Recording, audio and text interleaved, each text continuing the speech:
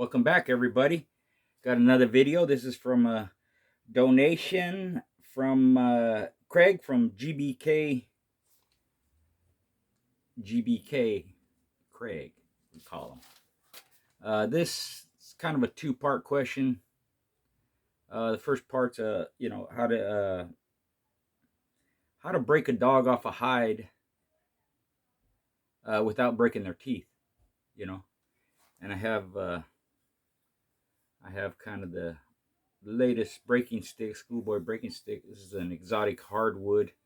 I'm gonna have a few available for purchase. They were basically made for me because I like exotic woods, but I'll have some for purchase if everybody wants them. I forgot the name, but I'll write it down. I think it's got like a 15 or 1600 rating. It's a nice piece of wood. It'll last forever. And the thing with breaking sticks, you see them all chewed up. I'm not going to be so blatant as to say because they're using it wrong, but generally I can tell how someone is using the stick by the way it looks. If you're using wood, some use plastic. They have polyurethane, whatever it is that they use. And generally, if it's used properly, even on a wooden stick, hardwood stick, you'll see little dents in it. But what I don't like seeing is the splintering. And the splintering comes from basically they pry the stick in and they're twisting it and turning it like that and trying to work it in, this and that. That's really not the proper way to do it. Sometimes you have no other choice. In an emergency, you got to get it in there as fast as you can. You do whatever you can. But if you have patience and timing and practice, it doesn't take long. At the most, I timed it one time. The average was about 7 seconds at the most. And it's one quick motion at the least. So in today's world, accidents still happen, whether you're at home or on the street. Breaking stick is a tool. It's essential to have. It's not dogfighting paraphernalia. And again, the disclaimer: this is not my videos are not intended for any legal purposes, nor to teach anybody to do anything illegal. It's history, it's knowledge, it's experience, right? And the thing with the point of this too, the reason it's shaped that way, and some of them are more rounded, but however you do have your breaking stick, you want the point of it smaller than the back end of it. And the reason for that is when you stick it in, the dog's mouth, as you slide it across, it opens the dog's mouth up more. And then you can pull down like that. But however you use it, it takes practice, and there's practical purposes now.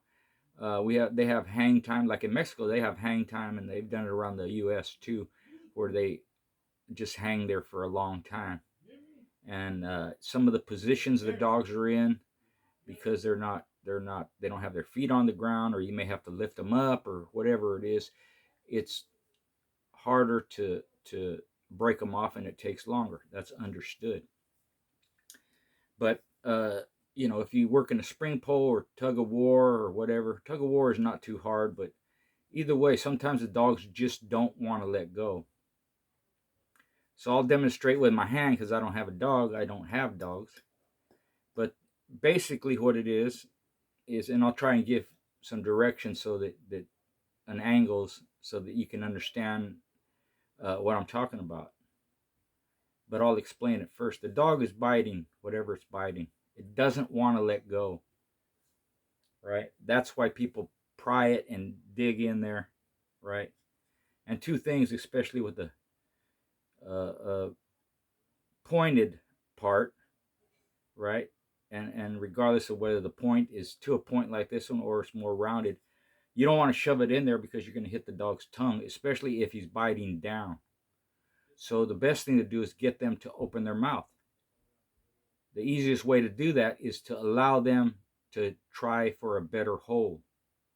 So for instance, let's say the dog's biting. I'll show this angle. Dog's biting. You put the stick behind the canines, right?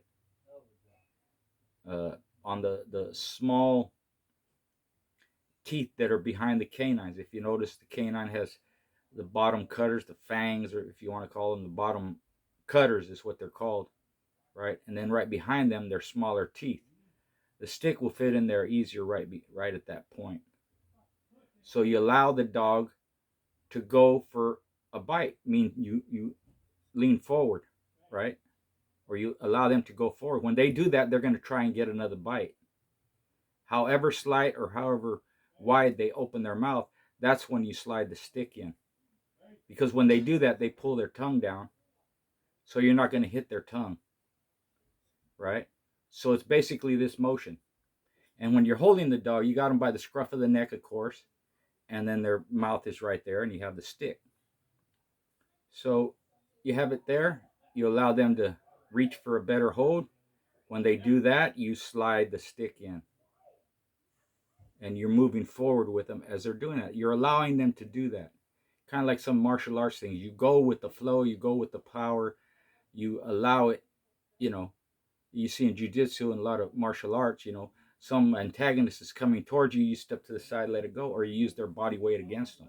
In this instance, you're letting the dog get his bite better. When he opens it, you slide it in. And then sometimes the top ones get hung up, the top hangers get hung up. You just open their mouth as much as you can, and you can actually wiggle them off of it. You can actually go up like that, and you keep the stick in place firmly, right? And because it's wider at this end, it opens their mouth more as you slide it in. So you have this much room for it to slide in. And then you can, like that, you can go down, open their mouth like that, and then pull out. If their teeth are hung up, and you pull down, push down, and their teeth are hung up, the top ones, you just wiggle it out like that. From this angle, it looks like this. The dog's, you know, basically that's how it is. The dog's in front of you. You're holding it by the scruff of the neck. You place a stick behind those cutters. Let him go forward with the bite. Open his mouth, and you slide it in like that, and then down like that. So, like I said, sometimes the positions, if they're on their feet, you know, and it's a hide, you know, you can still do that. You can still do that, right? Sometimes they're on a spring pole. Let's say they're hanging from a spring pole, and you got them here, you're holding them, they got the spring pole in their mouth. It's just a matter of manipulating the stick. Once again, you have the stick there, just put it next to their mouth, right? If you let them drop some, they're going to hold on tight. So I would let them drop some so that they're holding as tight as they can, right? And then when you come up, they're going to feel that they're coming up. They're going to go for a better hold, right? So you're just lifting them a little bit. At the same time, you press the stick in. You push the stick in to their mouth. It's all understanding how their mouth works, where their tongue's at, teeth, and all that. But it's just a matter of practicing. You would do the same thing on a flirt pole, you know. And a lot of times, you know, on a spring pole or a flirt pole, they let go of the hold. It was in those instances in the past that I practiced my handling. Meaning when they slipped even a little bit or opened their mouth even a little bit, whether it was on a spring pole or a flirt pole, I would snatch them up by the scruff of their neck. I would practice grabbing them, handling them. Ever so slight, it's an instant, half a second, whatever it is. You can time it to where right at the second they're letting go, you're grabbing them. And you may have to do it repeatedly over and over. But irregardless, whatever the situation, you can get a dog off of whatever it is they're holding on to using a stick if you use it properly, and without injuring the dog, without poking their teeth or splintering the wood or chipping their teeth or breaking their teeth, you know. Even just moving it, even on those little tiny teeth or on the molars, you know. If you do it wrong, especially if you have something hard like that plastic, you can wear that down over time. You can chip that, you know. So that's a little bit about, if I'm not clear, put something in the comments, and I'll respond to it. GBK, if this wasn't sufficient, you can give me a call, or I can explain it to you better that way. But that's how I always explain it. Allow the dog to go for a better hold, slide the stick in, get them off. You know, I've done it where two dogs are face to face in the mouth. With one stick, I broke both dogs off. And all I did was manipulate the stick into one dog's mouth while they were in front of each other, biting each other. And then I just kind of maneuvered it around and popped the other one, the other dog off. And, the thing with dogs when they're biting something or they're in a hole, I've said this, and it's not to be, disrespectful to anybody. But a lot of people are afraid of dogs. They're afraid to get bit. So if you can control, manipulate, avoid their mouth, those teeth, you won't get bit. For example, I was refereeing a match a long time ago, right? Dog got fanged. One of them got fanged. I couldn't unfang them, so I had to separate them, right? As I went in to do that, and they were close up front, as I went in to do that, to break the dog off so I could defang it, one of the handlers let go of his dog, because they were going at it, like that. It was still early in the match, and they were intense, holding on. And one of the handlers let go of the dog, and he bit the other guy. You have to control the dog, even in an accident situation. Even, let's say it's accidents where the dog is attacking a child or another person. You have to control the dog. You have to, I'll say it this way, you go for the dog, not the child, not the person that they're attacking. Your focus should be on that dog. If you don't have a stick, you choke the hell out of them until they let go. Don't pull their tail. Don't put water up their ass, whatever they do, fingers and all this stuff. Yank them. I see them all the time, videos on the street, or people don't know what the hell they're doing. They're yanking on the dog, pulling on the dog. They don't understand, when you pull the dog like that, and when you're trying to pull him off something, he's going to bite down harder. And accidents have happened that people doing that, it's cost someone else their life, a child. And it's caused grave injury because they don't understand what's going on. They don't understand what the dog's doing. When you pull and tug on them like that, they're not going to let go. They're going to hold on tighter. Which is why I say you have to allow them to go for a better hold so you can slide the stick in. It's subtle. It's quick. Practice it. Practice on a hide. Practice in tug of war. Practice on a flirt pole. Get as much experience you can in today's times where accidents, people getting hurt, dogs attacking people, that's happened forever. They're still happening today. So understand what to do when the dog is doing that. Don't panic. Don't scream. You hear all these people screaming and this and that, help, and that does nothing. That you got to be in control. All that noise, all it is a bunch of panicking people making the situation worse. So don't be afraid of dogs. If you are, don't allow them to get in that situation, or don't have them, whatever it is, or learn how to deal with them. They may come after you. What are you going to do? And it doesn't have to be your dog. It could be a strange dog. What are you going to do if the dog comes after you and you don't have anything on you? Now you're in a fight with the dog. Again, you can control their mouth, meaning not allow them to bite you. They can't hurt you. Most dogs are a lot smaller than people. If it's a big Cane Corso, you better have a gun or a knife or something. That's different. Some Mals, that's different. But irregardless, you get them position where you can choke them from behind like they do a choke hold, or get under them, where you can squeeze their windpipe. They can't bite you. But there's a natural fear of anything biting you. I understand it. And I'm not saying I didn't get scared. Yeah, I get scared.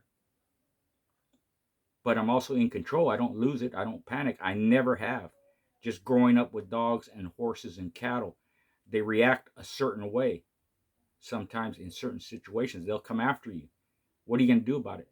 So you have to think about all these scenarios that can happen to yourself as well as a family member, child, friend, neighbor, stranger, and figure out what it is to do about it. So controlling the dog, controlling his mouth, again, not allowing them to bite you or be in a position to bite you. Or if they are biting you, what are you going to do about it? What can you do about it? That's what you have to work out in your head before it ever happens. So that's a little bit, I get kind of heated when I see these idiots online in videos and these accidents on the street. It's killing someone's cat or killing someone's pooch or biting some kid. They react badly. They don't know what to do. They don't assess the situation. So I get heated about it because they're accidents that can be prevented in the first place, and if the accident does happen, they can be stopped in a very short period of time so that minimal damage is done. So that's a little bit about how to break the dog off a hide. The second part was, let's see. Breeding a dog without papers. Again, sometimes that definition or the word itself, papers and pedigree, they get twisted. Papers is a pedigree. That means that dog is registered with some entity, right? All registered dogs have a pedigree, right? But not all dogs that have a pedigree are registered. That's the first thing. So, which means a lot of people just handwrite their pedigrees. They know the lineage of your dog. But if you mean a dog with no papers, no pedigree, that means it's from unknown origin. You don't know what the origin is, right? So if you have a dog that's not registered, but you have a pedigree on your dog, when you make your breedings, you put them together and you write it out and you know who's the daddy and mama and grandpa, all that. If you have dogs that are papered, registered, then they're registered with an entity and the record is kept. And you can register future dogs through that registry over a long period of time. If you want to keep historical record, you want to keep the lineage, you want for future use, all that, right? But a dog without a pedigree, meaning unknown, you don't have any idea how the dog is bred, right? As far as breeding them, a dog with no registration, no papers, you can do that and you keep the records yourself, right? Far as unknown breeding, if you like the dog and you like its traits and you want to include it into your breeding program and you have no idea how the dog is bred, the only way to find out is to do that, is to make your breedings with them. Now the dog's going to exhibit specific traits that you like. When you breed him, if he produces those traits in his offspring, then you've captured that dog's makeup, so to speak. You're able to breed him and he passes on his traits to his offspring and it works. There's been tons of dogs with no papers, especially going back to the beginning. It says unknown, you see them all the time. Even in my time, there were dogs that had no pedigree, or dogs had a partial pedigree, or dogs had unrecognizable pedigrees to a certain point. You didn't even know what the hell the dogs were. And then behind that, it says unknown. Just a bunch of names, no bloodlines that are recognizable, right? And the dogs became title dogs. Some of them produced some good dogs, like let's take Grand Champion 35. Very famous unknown pedigree dog, 8-time winner, right? I think he was 7 or 8 years old when he won his 8th match over a dog named Utah. And he won. Had all the tools, including gameness, great dog. They bred him and he had some success to a degree. I believe he produced one champion. He had a few winners off of him. not like a lot of the great producers. And you can speculate as to why that is. It's either he wasn't bred to the right females, or the breedings didn't click, or he just was an okay producer, wasn't a great producer. Whatever the reason, just like Russian Bill did back in the day, the only way to find out is to breed them. And like I said, he had some success. It wasn't like he didn't produce anything. He did. He produced some good dogs. So as far as breeding dogs, with unknown pedigree, that's up to you, and you make the breedings. You look at the results. If you like them, you keep it in your breeding program. And all it is from that dog going back, you don't know what it is. But from that dog going forward, you know the breedings you made, you know whatever it is, and you keep record of those. So behind that dog would be unknown. In front of that dog would be his name, wherever it's at. And then his offspring. And, you bring in females to breed to them that do have a pedigree, and then you start building your own pedigrees that way. If it's a dog that has no paper, it wasn't registered, basically you're keeping track of your own breedings, and you know the history of your dogs, and you know who you bred it to. And I have a registry, ICDR. People come to me with that all the time. I haven't registered my dogs for a long time, or never register them. These are my dogs, or I got them from this guy, that guy.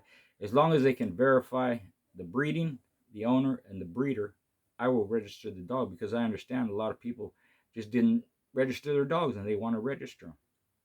If there's any funny stuff going on, stolen dogs or fake peds and all that, if it comes out, when it comes out, because it always comes out, believe me, uh, I just uh, I would just take them off my registration, off my registry. It would be null and void. And they wouldn't be able to register anything with me ever again. If people are willing to take that risk, it's going to come out. So far, I haven't had any issues like that. And the issues that I did have with some of the pedigrees and breedings, they were settled through communication, through networking, through talking to the breeders and the owners before they were ever registered. So there has to be checks and balances along the way. But you can keep your own records of your own dogs, how they're bred, which ones you made, you know. And if you're honest and have integrity, you won't lie, you won't get involved in that kind of stuff.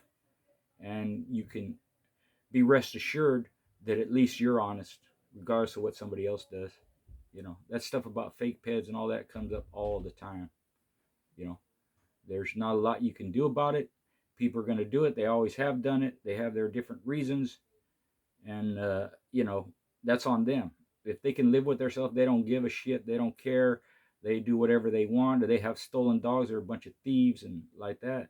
Or they just don't want anybody knowing how their dogs are bred. That's okay too with them.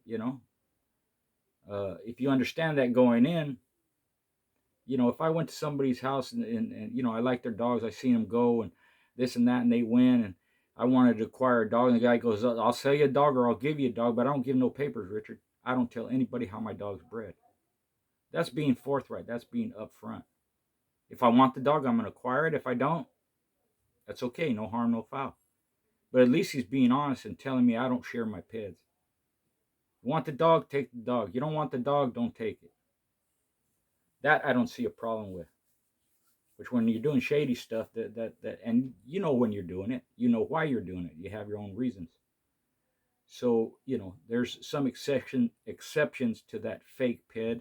Someone's upfront and honest and say they don't share their peds and it's none of your damn business. If you don't want the dog, don't get it. Don't criticize the person for having his type of values that way. That's his business.